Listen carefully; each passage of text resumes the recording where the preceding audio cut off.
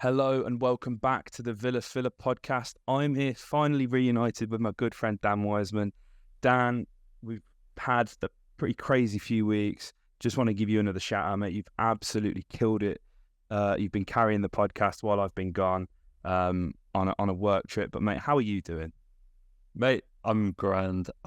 This is good. I was gutted I couldn't join you the other day for the Europa Conference League draw. But it feels all the more sweet to be back here. I think this is fitting, don't you think? Yeah, I New think so. season, we're back as a duo, back discussing the first kickoff. There's something just so exciting about all of this. So yeah, I think you've timed it really, really nicely, mate. How quick has this come round, mate, by the way? It Bro, only felt like last week we were out in the summer series still, and that was the beginning, really. 100%. 100, and this is why this game is so interesting, right? Because obviously we've already played Newcastle Absolutely. this season, and it was an amazing game in that 3-3.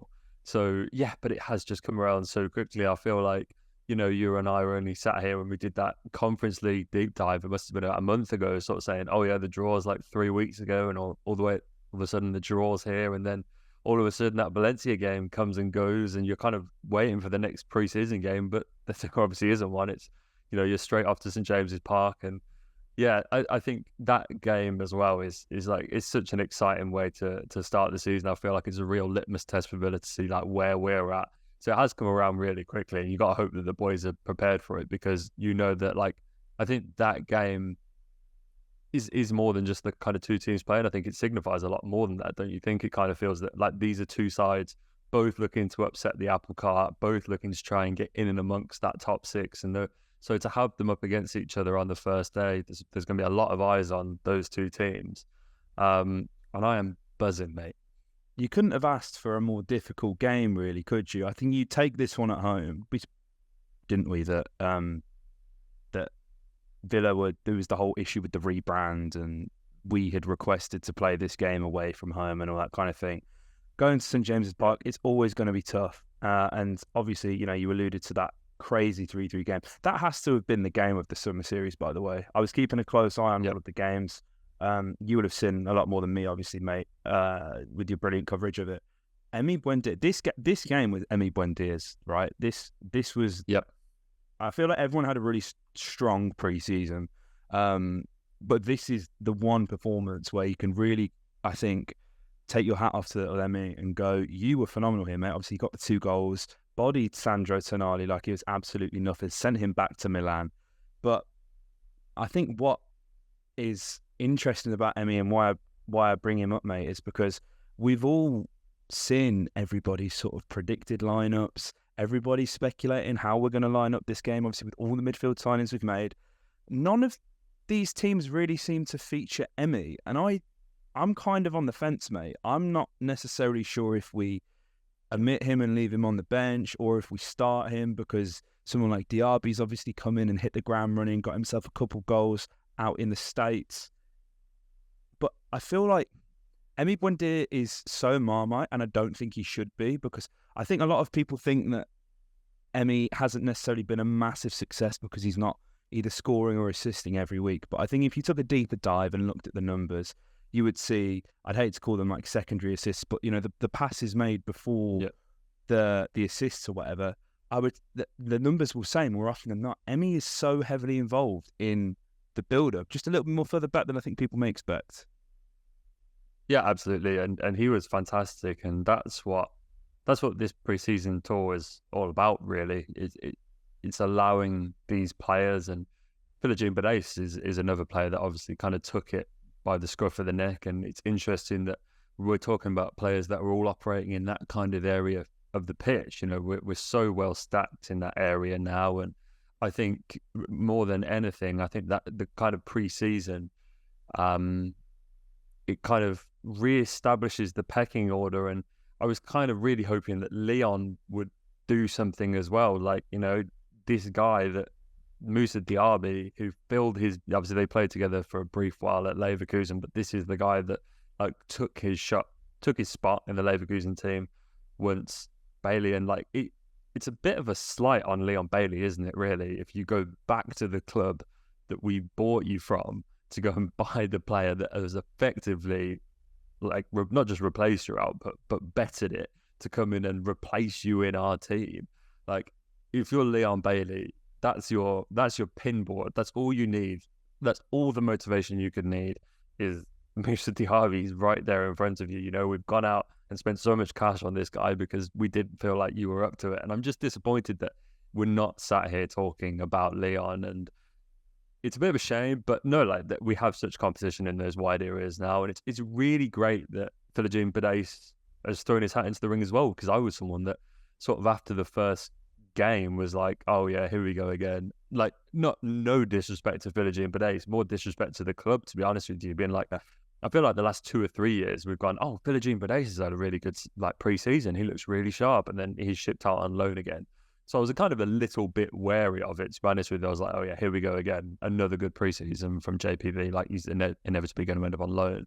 But with every game, he just looks stronger and stronger. And then you're kind of looking at that, like, maybe even he has usurped Leon Bailey in the pecking order now. It's so interesting in those wide spots, mate. Bailey's an I mean, it's his birthday today, so shout out to Leon at the time of recording. He's an interesting one because he obviously had a longer summer, was with Gold Cup with Jamaica, was there till the semi-finals, quite infamously had that shocking penalty miss against the US, which, you know, does him no favours. Has had a bit of time off. Obviously, he hasn't really had a full pre-season. He's played in a handful of the games, the final 3, I believe. It's again, it feels like with Leon, it's just always taken him time to sort of get back into the swing of things. And then when he finally does, there's a knock, or there's, you know, I feel like there's always a reason that Leon isn't performing at his absolute best. And I feel like we're probably not going to see the best of him just purely for the fact of not having the preseason. We're probably not going to see the best of him for another month or 2. But I guess the blessing is that we've got so many bloody games coming up, mate, that, you know, everyone's going to have time to sort of chip in, rotate, and really fill the boots. And I think Philogene Badace is going to be one of them guys. We were probably sat here about a month and a half ago, mate, going, well, you know, he's the first one that we'd sell out of the academy. You know, is he going to make it? Not is he going to make it, but are the club going to give Philogene the opportunity that he may feel that he deserves? And what is refreshing is Unai clearly rates him, and he's gone on record and said that he was sort of pleasantly surprised by him. He spent a bit of time out on Cardiff last season, so he wouldn't have necessarily got to have seen him on the training grounds. But yeah, it's another really interesting case, because we were sort of sat going, you know, let's not sell Cam, let's not sell AJ. I mean, that's another one as well. Obviously, talking about £12 million move to Burnley, being on the cards for Aaron Ramsey with a reported like 25 million buyback, I think it is. Quote me if I'm wrong in the comments, guys. That seems to change every single day. But now we're talking about, you know, Philogene being the guy that we keep. He's the guy from the academy. And I think he's really interesting, isn't he, mate? Because obviously, again, he's not necessarily had the most standard career as any youth protege goes. He came from the Brentford Globetrotters, didn't he? The little B team that they assembled, that they take around the world to go and play teams because the academies are too expensive. So he's been involved at a very weird setup, and he was I think it was either the JD or the Nike Academy. Before that, he's not really had, you know, his sort of 3 years at Villa and off on loan at Stoke twice and at Cardiff. That's his only real experience in a professional environment. So I guess it is really refreshing to see how he's taken this preseason, at least, like a duck to water. And I think the one thing that we do criticise specifically in that wide position about is the work rate, and he has that both ways, mate. He was defending just as hard as he was trying to go forward and attack, weren't he? Yeah, no, exactly. And I feel like he's been very unlucky that it's taken this long, because wind it all the way back to lockdown. Do you remember that game where, I believe it was he and Carney came on against Spurs away?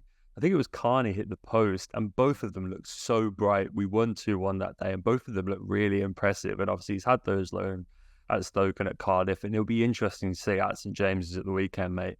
If it gets to 65, 70 minutes, and Unai turns to his bench and is looking to make a change in those wide areas, whether he goes, all right, Leon, warm yourself up, or whether he looks to Jayden and is like, this, you know, this is your, it'll be really interesting to see exactly what that pecking order looks like in real time and who is the guy, because I don't think either of those guys are going to start. So as and when we look to make the first change in those areas and it's between those two guys, I'm super excited to see who Unai goes with there, because I think they'll be really telling. Absolutely. And I think that leads us on nicely just to talk about Newcastle for a little bit, mate, because I think it's safe to say that the last league game, I should say, against Newcastle was won for Villa and lost for Newcastle in the fullback situation. So he could find himself up again. I mean, like, it was a tactical masterclass really last time, putting John McGinn on Dan Burn, weren't it, mate? It absolutely, keep him occupied. He's more of a centre-half anyway. That really threw off the balance of Newcastle's team. Created so much space. McGinn just ran Dan Burn absolutely ragged. Newcastle still haven't signed a left-back, however. Matt Targett is still obviously there.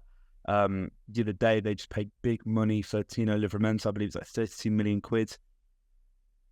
And I'm wondering, what does that mean for him? What does that mean for Kieran Trippier? Trippier is someone who we've seen can occupy a left back or left wing back position. He has done for England.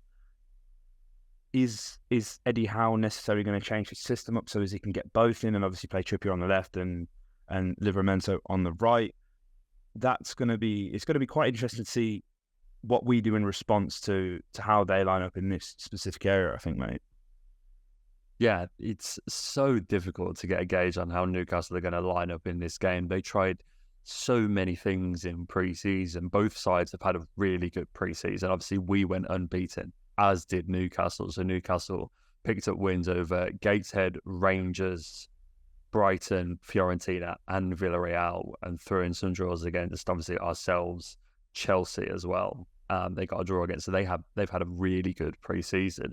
It's interesting that kind of the only game where they've conceded like on more than one, to be honest with you, barring that Gateshead game, which was their first pre-season game, so that's pretty much a write-off, was against ourselves. Obviously, we also conceded 3 to Brentford, but I really you get a feeling that kind of these two sides are each other's kryptonite in a way. And obviously Newcastle have had their own kind of players emerge in pre-season. Elliot Anderson is someone that keeps cropping up as someone that has sort of burst onto the scene and surprised a few people. So yeah, there's a lot of interesting tales, but it's so difficult to get a gauge on how they're going to line up. Obviously, the midfield is going to consist of the kind of Guimaraes, Tonali, like usual situation. You imagine someone like Joel Linton's going to be there. They kind of tried a 3 at the back against us, but you imagine they're going to go back to the tried and tested 4-3-3. But yeah, there's been a hell of a lot of chopping and changing from Eddie Howe in pre-season. It's going to be really difficult, I imagine, for him to pick a lineup because both sides have got really good squads now. And so, yeah, Livramento is an interesting signing. Obviously, he's had a lot of problems with injuries last season, kept him out for a pretty long time. I was quite surprised, not necessarily to see him come back to the Premier League, but at that kind of fee, given his injury records, he's definitely worth 30 million. But given that didn't play for like 6 months last season, it was a lot of money and obviously a pretty rigorous medical, you have to imagine. So yeah, both sides have done some pretty good business. Obviously, there was that whole Tonali thing where it didn't at times look like he was the happiest to be heading to Tyneside. But I'm sure, like, when you walk out in that atmosphere on Saturday, any of the new players on either side, like, this is straight into the deep end. This is what it's about. This is what the Premier League's about. It's about, St James's Park will be absolutely rocking on that day. They're heading into a campaign that will see them play Champions League for the football for the first time in 20 odd years. Both teams have got a lot to be excited about. And so, yeah, in terms of predicting how we're going to line up, it's a bit of a mystery, to be honest with you. But imagine whatever combination of players that either side go with, it's going to be a really, really good game.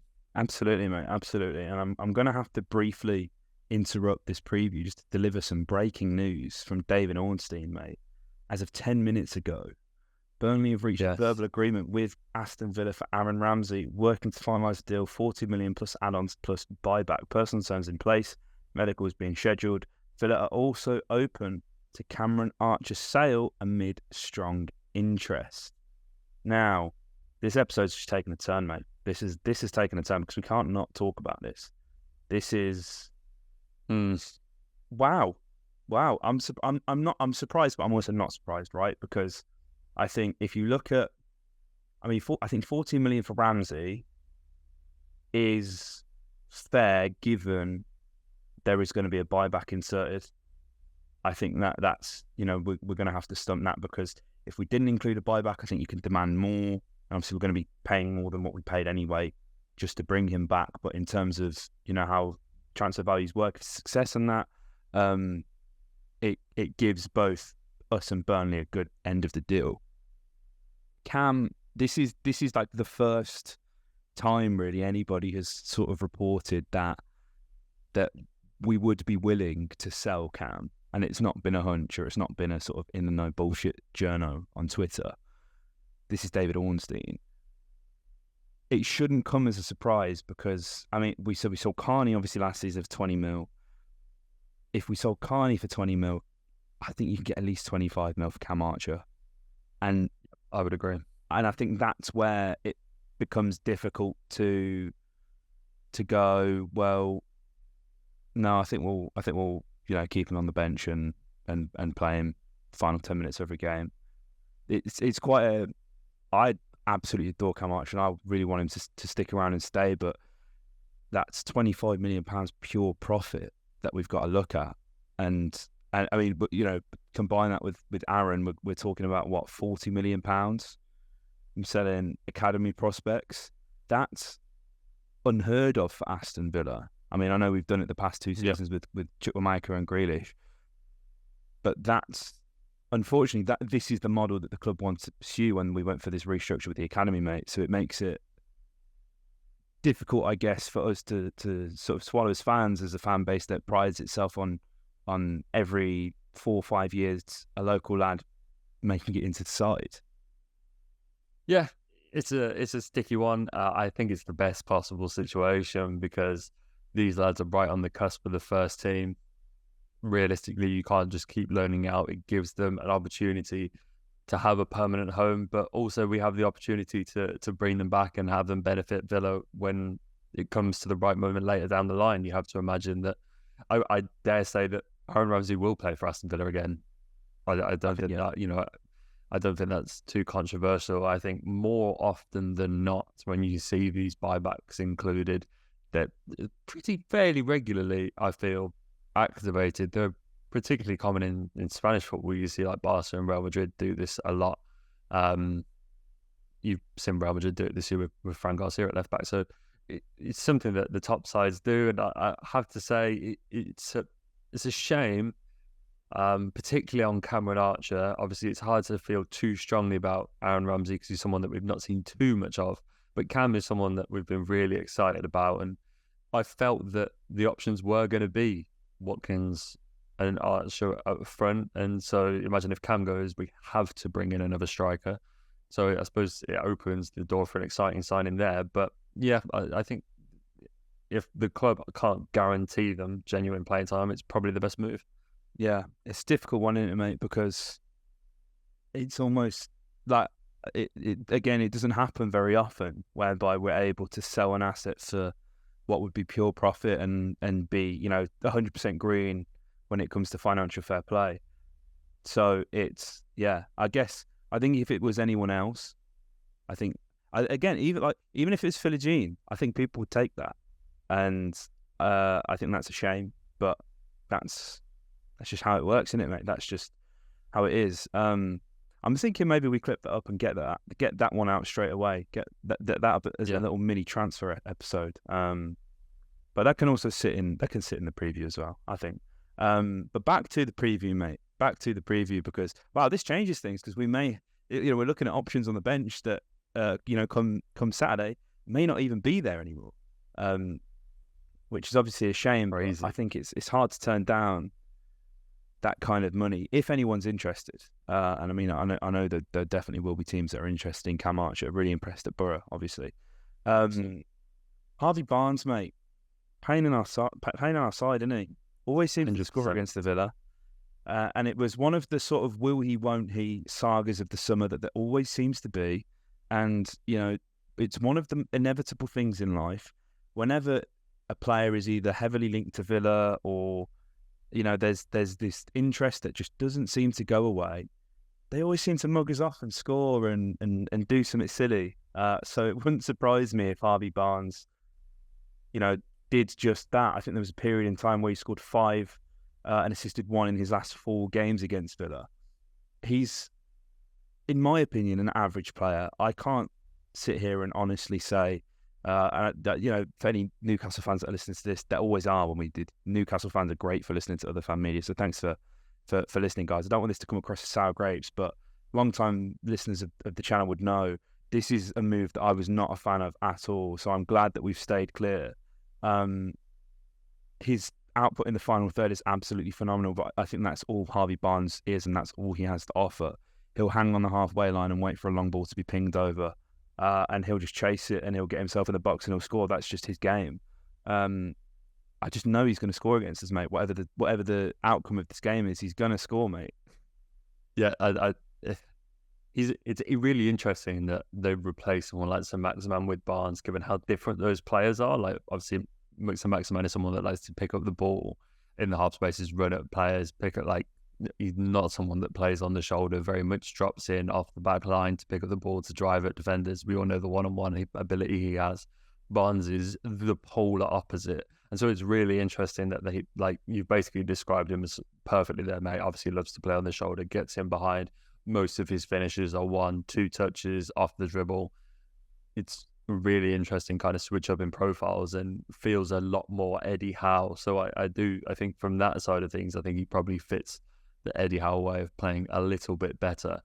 But yeah, he is very much like Villa's bogeyman. And so let's hope he doesn't. But yeah, it would be a very Villa way to start the season, mate. It would. Here, I've managed to pull up the official statistics, and I feel like every player has this statistic against Villa.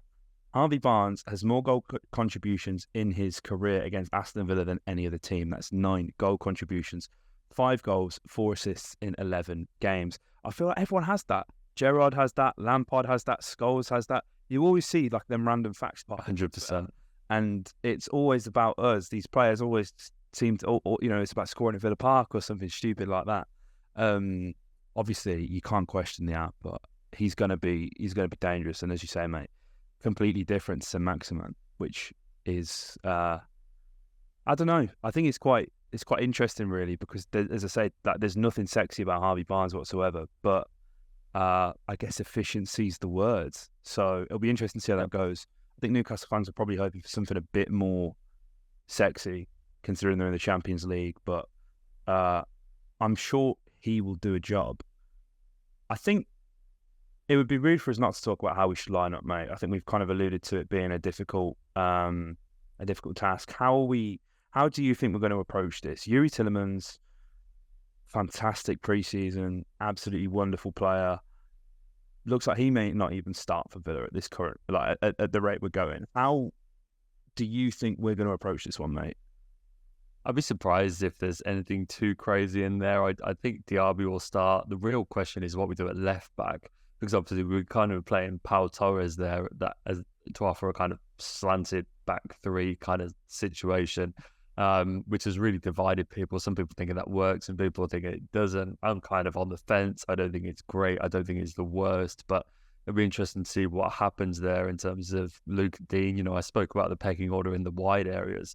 You can read a lot into what happens at centre-back this Saturday, I think, because that's not something you want to be rotating too heavily week to week. I think you need to pick a centre-back pairing that you're going to run with as your primary option and run with it, really. I don't think continuing to experiment with this is going to do anybody any favours.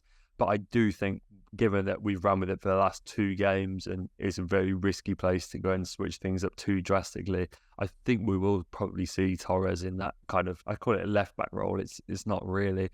But that's probably the way that I think we'll operate. And yeah, I think Tielemans will be on the bench. I think Diaby and Torres will probably be the only new inclusions, really. I don't think we'll see all of the new faces start in one game. Nor should we, to be honest with you. I think, start changing almost a third of your outfield 10 players on the opening days is always a little bit risky. But yeah, I think that left back spot is probably where the most intrigue lies for me, mate. Yeah, I think it's, you don't want to, I think, as we kind of alluded to, players like McGinn, even Emmy, like, I've had fantastic pre-seasons, Dougie, Booba. It's hard to see too much rotation, but it's going to be interesting to see who impresses in training in these final few days before we go, mate, because Zoom is running out of time. It'd be rude not to ask you a score prediction, mate. What are you saying? 2-2. 2-2? Do you know what? I think I'd take that, mate. I think I'd take that. I'd take a score draw. Yeah. 4 goals. Entertain both sides. It's not a loss. It's points on the board against the team that we know is going to be in and around us. I like that. I'll take that. I'll take that. Obviously, it sets us up quite nicely for Everton at home the following Sunday. And, you know, I think it's about this time next week we'll know the outcome of the Europa League draw, Conference League draw. We'll know if it's Hibs or Leuzen. Speak to a mate who's a Hibs fan, and he doesn't feel confident at all on beating Leuzen. But, I mean, it's FC Leuzen in the Swiss League, so Hibs absolutely should. Saying that, I think they lost to an Andorran side in pre-season, and there was this funny video of Lee Johnson getting abused by the fans, which I'd love videos of Lee Johnson getting abused. I've got to admit, what a peculiar man. So yeah, plenty to be excited about. Plenty of content coming your way. We've got season predictions coming as well. That may have come before this one, actually. I'm not sure how we're going to post that, but massive shout out to you guys for sticking with Dan in my absence. And again, a massive shout out to Dan. And if you guys aren't already, make sure you subscribe, make sure you like and comment your thoughts below. We want to know your score predictions on this game. And yeah, if you're on Apple and Spotify, follow, share, all that. And yeah, up the Villa.